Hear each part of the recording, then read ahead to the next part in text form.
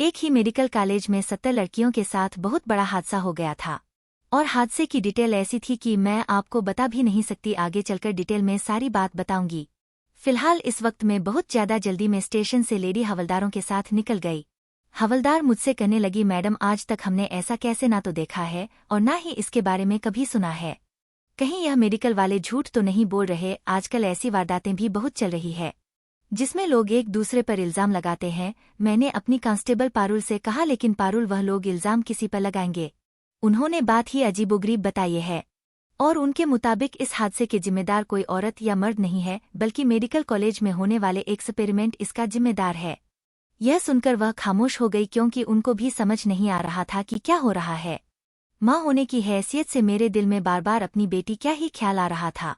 न जाने क्यों मेरे दिमाग में एक ही बात अटक रही थी। मैं यह सोच रही थी कि कहीं मेरी बेटी उन लड़कियों में शामिल न हो जिसके साथ यह हादसा हुआ है। इसलिए मैंने फैसला कर लिया था कि मैं मेडिकल कॉलेज में जाते ही उन 70 लड़कियों की जान पहचान करूंगी जिनके साथ यह हादसा हुआ है। मैं अपने डरे हुए दिल को तसल्ली देना चाहती थी। तभी मेरे कांस्टेबल ने कहा कि उन लड़कियों के बारे में कैसे पता चलेगा जिनके साथ हादसा हुआ। हम में से कोई डॉक्टर भी नहीं था। बात तो उसके 100% सही थी। इस केस में हमारी मदद करने के लिए मैंने डॉक्टर आरुषि को भी कॉल कर दी थी, जो कि बहुत ही अच्छी डॉक्टर